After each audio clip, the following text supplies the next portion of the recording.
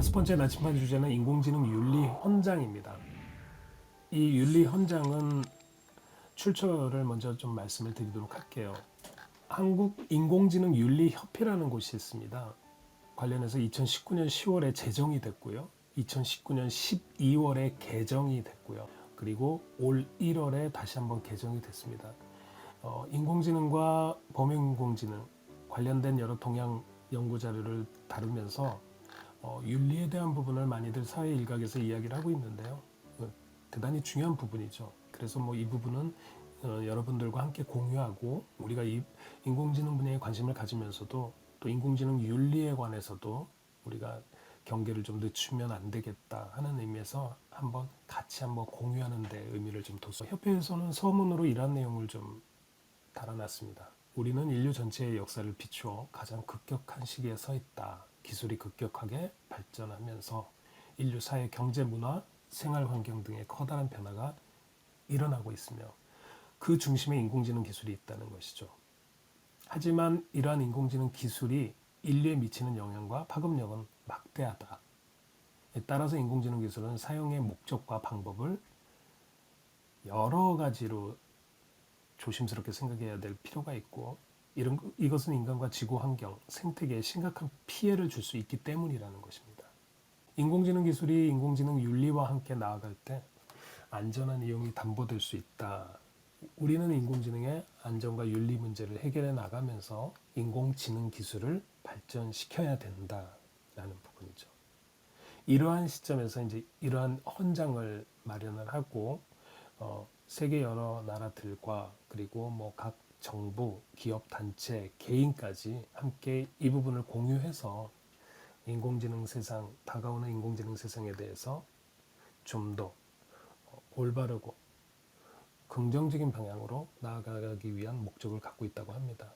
크게 보면 이 헌장에서 몇 가지 장으로 구분이 되어 있는데요. 첫 번째는 인간과 인공지능의 관계에 대한 장을 다루고 있고요. 두 번째 장은 선하고 안전한 인공지능, 그리고 세 번째 장은 인공지능과 개발자의 윤리, 인공지능을 개발하는 관련된 개발자들의 윤리 중요한 부분이겠죠. 그리고 인공지능 소비자, 사용자들의 윤리에 대한 것도 몇 가지 규정을 하고 있고요. 끝으로 다섯 번째 장에서는 공동의 책임과 그 이익을 공유하는 것에 대한 규율을 몇 가지 좀 나열하고 있습니다. 이 부분에 대해서 이제 뭐 내용이 워낙 많은데요. 총 5장까지 해서 40개 조항입니다. 그런데 그 중에서도 이제 좀 특별히 몇 가지 정도만 좀 중요한 부분을 발췌를 해서 여러분들과 나누면요. 1장에서 인간과 인공지능의 관계, 이 부분은 이제 7조까지 있는데 이거는 이제 뭐 여러분들 한번 같이 한번 생각해 보시면 좋을 것 같다 해서 제가 한번 읽어 드리도록 하겠습니다. 제 1조. 인공지능은 인간을 편리하고 행복하게 하기 위한 도구이다. 2조. 인공지능은 인간의 존엄성과 인류 보편의 가치를 존중해야 한다. 3조. 인공지능은 인간에게 절대 해를 끼쳐서는 안 된다. 4조. 인공지능은 인간 통제하에 만들어지고 사용되어야 한다. 5조. 인공지능은 인간의 선한 본성을 추구해야 된다. 6조. 인공지능은 인간과 동등한 수준의 의사결정 권한, 그리고 특히 옳고 그름의 판단 권한 가질 수 있다. 7조. 인공지능의 어떤 의사결정도 인간에 의해서 수정되거나 취소될 수 있다. 이렇게 되어 있는데요. 제가 좀 특이하게 보는 거는 6조입니다. 이 헌장에, 윤리 헌장에 인공지능은 인간과 동등한 수준의 의사결정 권한, 그리고 특히 옳고 그름의 판단 권한을 가질 수 없다라고 하죠.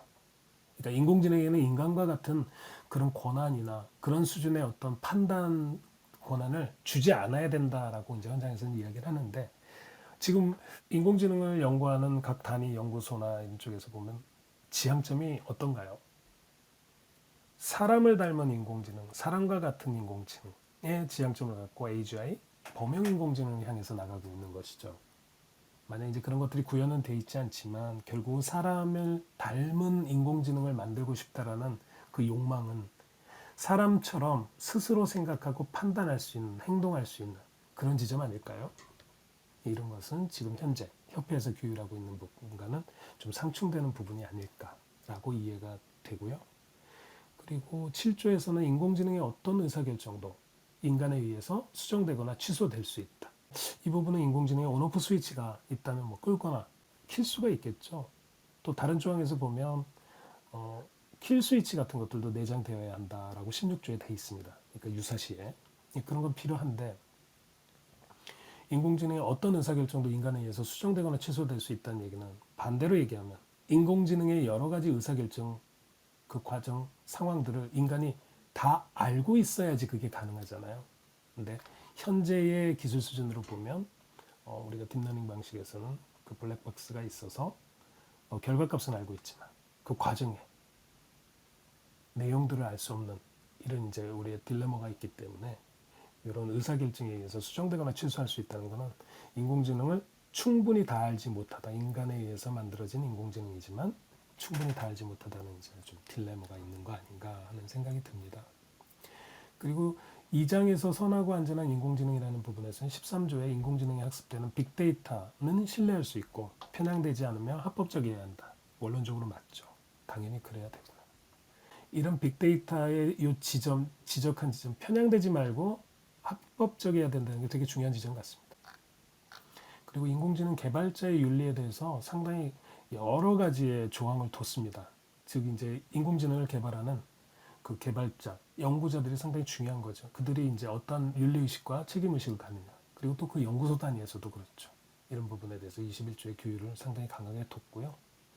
그리고 인공지능의 여러 가지 안전과 윤리에 관해서 다양한 관계자들과 협력을 지속적으로 이제 서로 상호작용해야 된다 등이 있습니다. 근데 이건 비단 개발자의 윤리의 문제가 아니라 그들이 속한 연구소 그리고 그 집단의 윤리와 직관된다라고 봅니다. 개발자 개인의 윤리는 뭐 물론이거니와 그들이 속한 집단과 그 연구소라든지 그런 개발 주체들이 이런 윤리 의식을 갖고 있어야 올바른 방향의 인공지능의 우리가 예측 가능한 인공지능의 발전이 이루어지는 게 아닌가라는 생각을 하고요. 끝으로 5장에서의 공동의 책임과 이익의 공유라는 측면에서 한 2개 조항 정도가 좀 의미 있는 것 같아서 여러분들과 같이 공유하고 마무리하도록 하겠습니다.